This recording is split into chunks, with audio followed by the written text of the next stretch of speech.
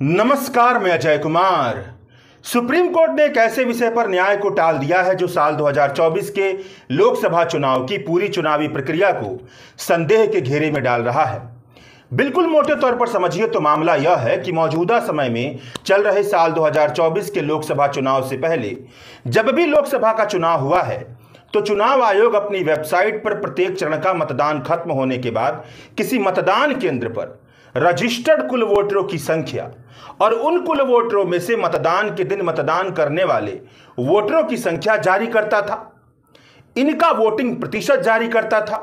मगर साल 2024 के लोकसभा चुनाव में अब तक 5 चरण के चुनाव बीत चुके हैं, मगर चुनाव आयोग अपनी वेबसाइट पर इन आंकड़ों को जारी नहीं कर रहा है कि किसी मतदान केंद्र पर कुल रजिस्टर्ड वोटरों की संख्या कितनी है और उनमें से कितने वोटरों ने वोट देने के दिन वोट दिया है। केवल वोटिंग का प्रतिशत जारी किया जा रहा है। विपक्ष और नागरिक संगठनों ने मजबूती से चुनाव आयोग से सवाल पूछना शुरू किया तो चुनाव आयोग ने कुल पड़े वोटों की संख्या पर जवाब दिया। चुनाव आयोग ने एक नोटिस जारी कर यह बताया कि कुल 4 चरण के चुनाव के बाद अब तक तकरीबन 451 मिलियन यानी 45 करोड़ 10 लाख वोट पड़ चुके हैं, जो करीब 66% के आसपास बनते हैं। मगर इसके बावजूद भी चुनाव आयोग ने यह नहीं बताया कि प्रत्येक चरण में प्रत्येक लोकसभा में पंजीकृत वोटों की संख्या कितनी थी और कितने वोट डाले गए हैं। मतलब केवल जवाब देने के लिए जवाब दिया गया है। जवाब ऐसा नहीं था जिससे सारी शंकाएं खत्म हो जाएं, बल्कि जवाब ऐसा है जिससे पहले से ज्यादा शंका और बढ़ जा रही है कि क्या वजह है कि चुनाव आयोग कुल पड़े वोटों की संख्या जाहिर नहीं कर रहा है। चुनावी प्रक्रिया पर बहुत लंबे समय से अध्ययन करने वाले यह सवाल उठा रहे हैं, आखिरकार क्या वजह है कि चुनाव आयोग मतदान करने वाले और वोटरों की संख्या नहीं जारी कर रहा है। चुनाव आयोग इस मामले में जिस तरह की पारदर्शिता की कमी दिखा रहा है उससे चुनावी लोकतांत्रिक प्रक्रिया पर बहुत गंभीर सवाल खड़े हो रहे हैं। इसीलिए मामला याचिका में तब्दील होकर के सुप्रीम कोर्ट पहुंचा था। याचिका में यह बात कही गई थी कि सुप्रीम कोर्ट चुनाव आदेश को यह आदेश दे कि वह अपनी वेबसाइट पर हर मतदान केंद्र पर कुल रजिस्टर्ड वोट और उन वोटरों में कितनों ने वोट दिया है इसकी संख्या को अपलोड कर सार्वजनिक कर दे। सुप्रीम कोर्ट की 2 जजों की बेंच ने इस मसले पर तुरंत फैसला देने से इनकार कर दिया है, मतलब न्याय को टाल दिया है। फैसले को टालते हुए जस्टिस दीपंकर दत्ता ने कहा है कि हम आपको यह कह सकते हैं कि आपने याचिका सही समय और उचित मांग के साथ दायर नहीं की है। हम अंतरिम राहत देने के इच्छुक नहीं हैं। गर्मियों की छुट्टियों के बाद सुप्रीम कोर्ट इस पर सुनवाई करेगी। देश में चुनाव चल रहा है, ऐसे में हम कोई आदेश जारी नहीं करेंगे। जबकि आप बड़े ध्यान से देखिए तो सुप्रीम कोर्ट को महज एक फैसला सुनाना था। चंद मिनट के अंदर चुनाव आयोग अपने वेबसाइट पर आंकड़ों को जारी करने के लिए बाध्य हो जाता। आंकड़े चुनाव आयोग के पास हैं, केवल वह देना नहीं चाहती है, सार्वजनिक नहीं करना चाहती। मतलब सोच कर देखिए कि 4 चरणों के चुनाव के बाद 66% वोटिंग हुई है। यह आंकड़े चुनाव आयोग ने हवा में तो दिए नहीं होंगे। रजिस्टर्ड कुल मतदाताओं की संख्या को आधार बनाकर ही जितनी वोटिंग हुई है उसका वोटिंग परसेंटेज जो आया होगा वही जारी किया गया होगा। तो सवाल यही है कि क्या वजह है कि सुप्रीम कोर्ट ने मामले को टाल दिया। अब जब सुप्रीम कोर्ट कह रही है कि भाई आप बहुत देर से आए, तो सुप्रीम कोर्ट से पूछना चाहिए कि जब नियम यह था कि आपको अपने वेबसाइट पर चुनाव आयोग को अपने वेबसाइट पर कुल मतदाताओं की और उन मतदाताओं में कितने ने वोट डाला है उसकी संख्या जारी करनी है। यह काम आपने साल 2014 के चुनाव में भी किया है, 2019 के चुनाव में भी किया है और 2024 के चुनाव में आप नहीं कर रहे हैं। तो यह जो याचिका दाखिल की जाएगी वह तो 2024 के चुनाव में ही तो दाखिल की जाएगी। तो ये जो सुप्रीम कोर्ट का तर्क है कि आप बहुत देरी से आए हैं, ये बहुत ही अपच टाइप का तर्क लगता है, सही तरह का तर्क नहीं लगता है। जबकि अगर सुप्रीम कोर्ट चाहती तो चुनाव आयोग को आदेश देती और चुनाव आयोग एक क्लिक करता और सारा डेटा सामने आ जाता और जनता का भरोसा भी बनता चुनावी प्रक्रिया पर। लेकिन जो फैसला दिया गया है उससे यही लगता है कि चुनावी प्रक्रिया पर जो भरोसा है उसको डगमगाने वाला फैसला दिया गया है। अब आगे बढ़ते हैं। अब पूरे मामले को तकनीकी तौर पर समझने की तरफ बढ़ते हैं। भारत के चुनाव आयोग के 1961 के नियम के मुताबिक चुनाव आयोग को चुनाव के दौरान दो तरह के फॉर्म को मेंटेन करना पड़ता है। पहला होता है फॉर्म 17A और दूसरा होता है फॉर्म 17C। फॉर्म 17A में उन सभी वोटरों की डिटेल को मेंटेन किया जाता है जो वोट डालने के लिए आते हैं। फॉर्म 17C में दो हिस्से होते हैं, पहला होता है पार्ट 1, दूसरा होता है पार्ट 2। फॉर्म 17C पार्ट 1 के अंतर्गत मतदान केंद्र में उपयोग की जाने वाली ईवीएम की पहचान की संख्या, मतदान केंद्र को सौंपे गए मतदाताओं की कुल संख्या, इन मतदाताओं के बीच में से वोट डालने वालों की संख्या दर्ज की जाती है। फॉर्म 17C पार्ट 2 में चुनावी नतीजे के दिन किस उम्मीदवार के पक्ष में कितने वोट मिले, इस जानकारी को दर्ज किया जाता है। फॉर्म 17C में उपलब्ध जानकारी की प्रकृति से आप खुद समझ सकते हैं कि यह जानकारी कितनी जरूरी जानकारी है। जब यह जानकारी सार्वजनिक होती है तो उम्मीदवार के साथ साथ जनता के पास भी यह चेक करने का आंकड़ा उपलब्ध होता है कि क्या वोटों की गिनती में से किसी तरह की धांधली तो नहीं हुई है।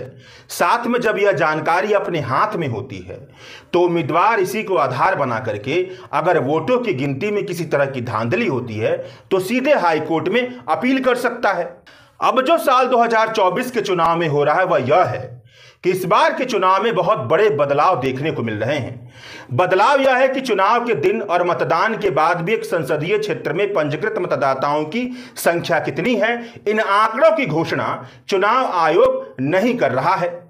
मतदान पूरा हो जाने के 24 घंटे के भीतर अंतिम आंकड़े देने की बजाय इन आंकड़ों को एक एप्लीकेशन पर डाल दिया जाता है जिसमें अंतरिम आंकड़े 24 घंटे के बाद भी बदलते रहते हैं। अब पहले चरण के चुनाव के वोटिंग को ही देखिए। अंतिम आंकड़े की घोषणा पहले चरण के मतदान के 11 दिन बाद यानी 30 अप्रैल को हुई। वह भी ऐसा नहीं है कि चुनाव आयोग ने खुद ही अंतिम आंकड़ा जारी कर दिया, बल्कि मीडिया के जरिए दबाव बनाया गया, अखबारों के जरिए लेख लिखे गए, चुनाव आयोग के कामकाज की आलोचना की गई, तब जाकर के चुनाव आयोग ने 11 दिन बाद अंतिम आंकड़े जारी किए। इतनी आलोचना के बाद भी चुनाव आयोग की तरफ से किसी संसदीय क्षेत्र के ना तो कुल पंजीकृत मतदाताओं की संख्या बताई गई और ना ही यह बताया गया कि इन पंजीकृत मतदाताओं में से कितने वोटरों ने वोट डाले हैं। मतलब फॉर्म 17C के पार्ट 1 के आंकड़ों को चुनाव आयोग ने अपनी वेबसाइट पर पब्लिक नहीं किया, केवल यह बताया गया कि वोटों का प्रतिशत कितना है। उदाहरण के तौर पर आप इस पेज को देखिए। साल 2024 के चुनाव के पहले साल 2019 और साल 2014 के लोकसभा चुनाव में इलेक्शन कमीशन ऑफ इंडिया ने आंकड़े जारी किए हैं। पहले आंकड़े को पढ़िए। अंडमान निकोबार द्वीप समूह के एक लोकसभा क्षेत्र पर चुनाव हुआ। पहले खांचे में टोटल इलेक्टर मतलब उन लोकसभा क्षेत्र के कुल पंजीकृत मतदाताओं की संख्या दी गई है। दूसरे में टोटल वोटर यानी कि पंजीकृत मतदाताओं की संख्या में से कितने लोगों ने वोट दिए इसकी बात की गई है। उसके बाद वोटों का परसेंटेज दिया गया है। मगर 2024 के लोकसभा चुनाव में केवल मर्द, औरत और अदर कैटेगरी के साथ केवल वोटरों के परसेंटेज को लिख दिया गया है। यानी इसका मतलब यह है कि यहां पर बहुत बड़ी धांधली की संभावना बनती है। अब आप पूछेंगे कि भाई धांधली कैसी बनती है? आप इसे ऐसे समझिए कि ईवीएम में धांधली को लेकर के कई सारे सवाल उठाए जा रहे हैं। मामला सुप्रीम कोर्ट में भी गया, मगर सुप्रीम कोर्ट से भी न्याय नहीं मिला तो फिर से सुप्रीम कोर्ट में याचिका डाली गई है। ईवीएम को लेकर के सबसे बड़ा प्रश्न यही है कि ईवीएम के पूरे सिस्टम से यह बात साबित नहीं हो पाती है कि जिसे वोट डाला गया क्या उसे वोट ही मिला और क्या उसी वोट की गिनती की गई। इसे लेकर के मतदाता हमेशा संदेह में रहता है। मतलब यह संदेह हमेशा बना रहता है कि बैलेट यूनिट पर जिस पार्टी के चुनाव चिन्ह पर बटन दबाया गया क्या कंट्रोल यूनिट पर उसी पार्टी के चुनाव चिन्ह पर वोट रिकॉर्ड हुआ और क्या इस रिकॉर्डेड वोट की अंतिम गिनती की गई। सवाल यह उठता है कि बैलेट यूनिट, कंट्रोल यूनिट और वीवीपैट की मशीन सब एक तार से जुड़ते हैं तो इसमें छेड़छाड़ की संभावना बनती है। इसीलिए अगर चुनाव आयोग की तरफ से पंजीकृत मतदाता की संख्या नहीं बताई जा रही है, यह नहीं बताया जा रहा है कि कितने वोट डाले गए, तो इसका मतलब है कि ईवीएम के जरिए अगर छेड़छाड़ भी होती है तो वह आंकड़ों में ना दिखे। अगर आंकड़ों में दिख गया तो जनता सवाल उठाने लगेगी। अब पिछले बार के लोकसभा चुनाव में तो गजब हो गया था।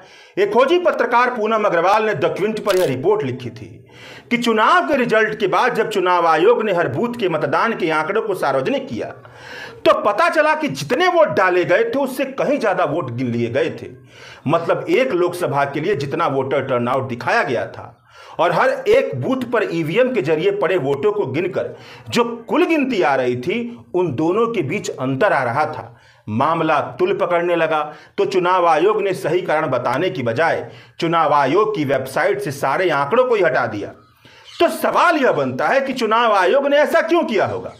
अब की बार तो चुनाव आयोग ने अपनी वेबसाइट पर संख्या बता ही नहीं रहा है कि कितने मतदाता थे, उनमें से कितने ने वोटर डाला, तो शक और संदेह की सुइयां तीखी हो जाती है। अब पहले चरण का हाल ही देखिए। चुनाव आयोग ने 11 दिन बाद वोटिंग परसेंटेज के आंकड़े जारी किए।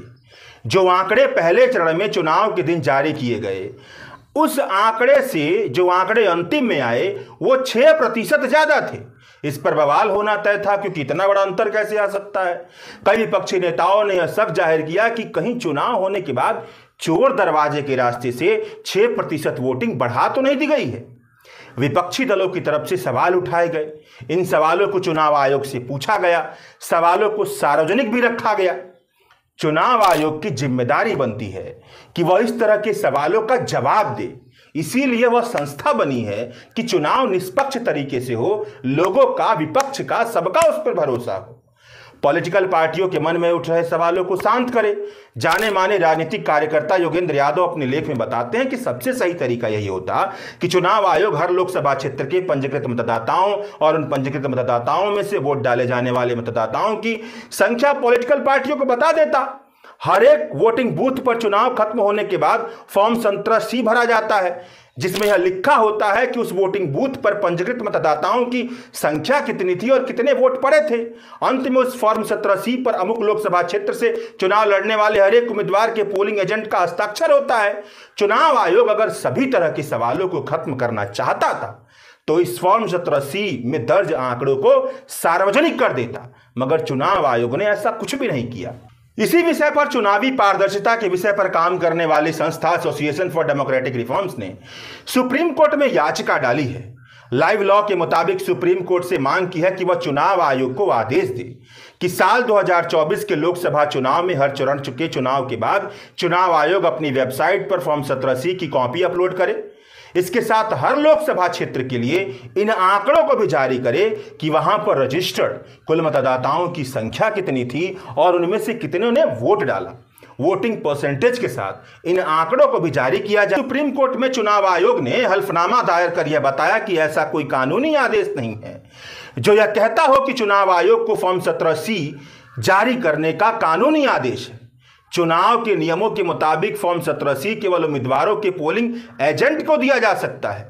अगर हमने फॉर्म 17C को अपलोड कर दिया तो आंकड़ों पर शरारत की जाएगी, मतदाता भ्रमित हो सकते हैं, जिससे चुनावी प्रक्रिया में अविश्वास पैदा हो सकता है। इस पर चुनावी प्रक्रिया के जानकार भूतपूर्व IAS अधिकारी कन्नन गोपीनाथन ने ट्वीट कर लिखा है कि 17C फॉर्म या प्रत्येक मतदान केंद्र का मतदान डेटा साझा करने में इतना ज्यादा अनिच्छा क्यों की जा रही है। केवल एक क्लिक से लोगों की पारदर्शिता की चाहत पूरी हो सकती है। पारदर्शिता से विश्वास की नींव पैदा होती है, गोपनीयता संदेह के बीज को बोती है। मतलब जब आप कुछ छिपाते नहीं हैं, सब कुछ सार्वजनिक कर देते हैं, तो शक और संदेह के बीज पैदा ही नहीं होते हैं। अगर इस तरह के आंकड़े छुपाए जाएंगे तो चुनावी प्रक्रिया पर भरोसा कैसे किया जाएगा। यह तर्क कि उम्मीदवारों के एजेंटों को केवल 17C फॉर्म दे सकते हैं, समान अवसर की बराबर की जमीन को तोड़ डालता है। यहां तक कि जहां उम्मीदवारों के पास पोलिंग एजेंट नहीं है, उन्हें EVM की गणना के साथ 17C का मिलान करने का अधिकार है। उससे इनकार क्यों? चुनाव आयोग तर्क दे रही है कि ऐसा कोई नियम नहीं है जो चुनाव आयोग को मतदान केंद्र के डेटा को सार्वजनिक करने के लिए बताता हो। इस पर चुनावी प्रक्रिया पर बहुत गहरी निगाह रखने वाले बताते हैं कि चुनाव आयोग का यह तर्क झूठा है। Rule 93 subsection 2 of CE rules makes it clear that 17C and other formats made by RODEO is to be made available to the public। मतलब रिटर्निंग ऑफिसर की यह जिम्मेदारी है कि वह फॉर्म 17C के फॉर्मेट को पब्लिक करेगा। सबसे ज्यादा महत्वपूर्ण समझने वाली बात यह है कि चुनाव केवल उम्मीदवारों के लिए नहीं होते हैं, बल्कि चुनाव की कहानी का सबसे बड़ा नायक जनता होती है। जनता को यह अधिकार है कि वह जाने कि क्या चुनावी प्रक्रिया निष्पक्ष तरीके से हुई है या नहीं।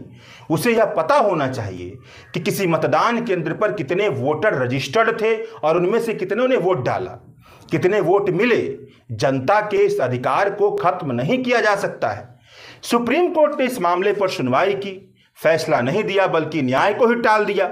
भारत के लोकतंत्र में महज एक चीज बची है जो उसे लोकतंत्र बनाए रखती है, वह यह बात है कि चुनाव होते हैं, वोट डाले जाते हैं, वोट गिने जाते हैं, इसी के आधार पर जनप्रतिनिधि चुने जाते हैं। इसके अलावा आप किसी भी पैमाने पर भारत के लोकतंत्र को मापेंगे तो वहां आपको लोकतंत्र का रत्ती बराबर भी एहसास नहीं होगा।